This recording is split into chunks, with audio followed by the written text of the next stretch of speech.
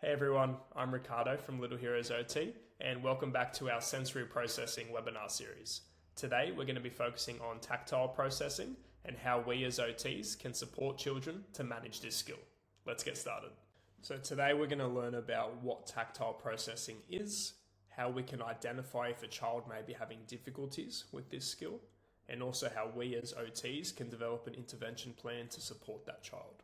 Tactile processing is how our brain interprets touch to our skin, and this touch can come from a variety of different sources, including physical touch from others, maybe us exploring different textures such as rough and smooth.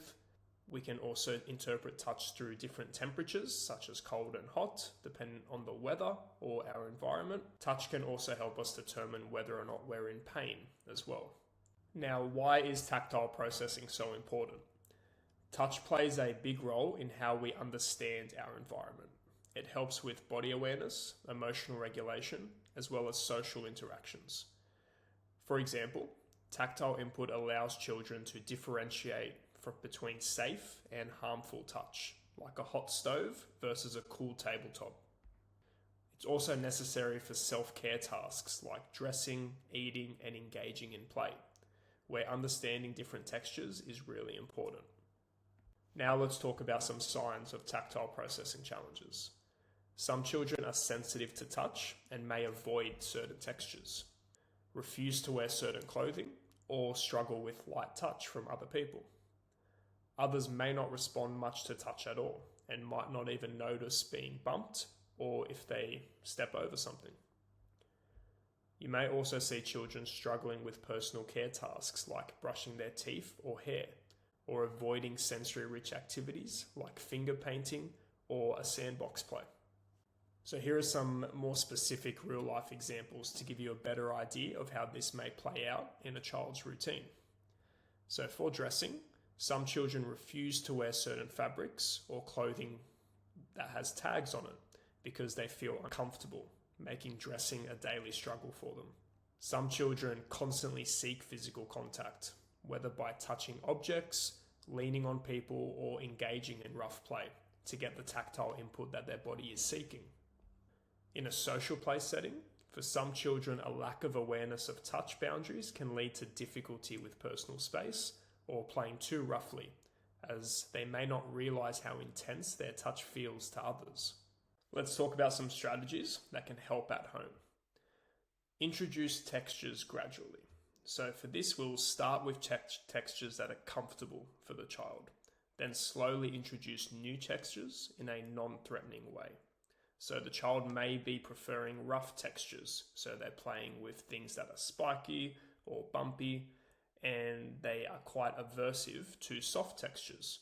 So we will favor having those rough textures present during their play, but then we may demonstrate another child or the therapist themselves playing with something that has a soft texture, such as Play-Doh or putty.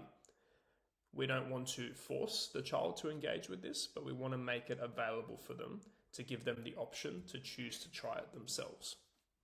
We can also provide sensory tools, so weighted blankets or textured fidget toys can give tactile input without overwhelming the child. We can introduce forms of play, such as sensory bins filled with rice, beans, or sand, that allow for controlled tactile exploration. This is fun, safe, and effective for building tolerance to new textures at the child's pace.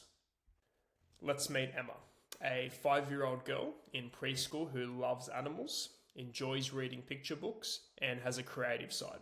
She loves to paint and craft. Emma lives with her mum, dad, and younger brother in a quiet suburban neighborhood with a large backyard. Some concerns are that Emma often refuses certain types of clothing. She reacts strongly to light touch and avoids messy play, like finger painting or playing in the sand. At school, Emma avoids messy activities, dislikes hand holding, and may have meltdowns during activities that involve unexpected touch, like circle time or art class. Her parents and teachers have noticed her sensitivity to touch, which affects her social interactions and daily routines. So first step, nothing new here based off the other webinars we've gone through. As her OT, I would be starting by gathering information through a sensory profile and observations in various settings. So we've found that Emma shows signs of tactile defensiveness, meaning she's overly sensitive to touch and finds certain textures uncomfortable. This sensitivity affects her comfort level and emotional regulation, especially in a new or tactile rich environment. This assessment will help us tailor a plan to gradually increase her tolerance to tactile input, respecting her boundaries and focusing on positive experiences with tactile play. So based on our observations of Emma and the information we gathered through the sensory profile, this is the sensory diet we developed to support Emma's tactile processing needs. So some at-home strategies. We may start with animal play in sensory bins. To align with Emma's love of animals, we can include animal toys in sensory bins filled with rice or sand, creating a fun and engaging way to explore different textures. We can introduce some creative crafts. We'd use textured brushes and sponges in her art activities, allowing her to paint without directly touching the paint, which eases her into more tactile, rich play. Some activities we can try at school include having a fidget toy for story time. We'd provide Emma with a small textured fidget toy to hold during circle time, giving her grounding tactile input and helping her to remain regulated during this time. We can also do a more gradual introduction to messy play. So during art activities, we can start with gloves or use tools like sponges and gradually encourage her to try new textures as she feels more comfortable. Because as we learnt about Emma, she loves engaging in art and crafts. So we don't want her tactile aversions to stop her from engaging in occupations that she loves. So we can add some accommodating strategies like these ones. In regards to daily activities, we can introduce some animal-themed obstacle courses.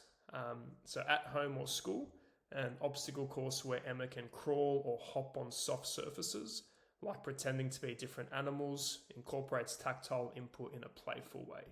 So we can think about the different textures Emma may be exposed to with this, including potentially grass in her big backyard, or we can also look at the harder surface of asphalt, where if she's jumping or stomping on it, it gives her some more grounded tactile input that helps with her body awareness as well. For outdoor exploration, we can encourage this in her big backyard again. It offers a perfect play space for tactile exploration. We could hide animal figurines in grass or a sandbox, even maybe a blow-up pool. And this gives Emma a reason to interact with different textures. It's more motivating, and again, she's got the option to do it on her terms. We never want to be forcing tactile input onto Emma, because again, this can really affect her anxiety towards this and just make her tactile aversion a lot worse. To recap, tactile processing is key for children to engage comfortably within their environment. When tactile sensitivities impact daily life, OTs use sensory profiles and individualized sensory diets to help children build tolerance and confidence with tactile input.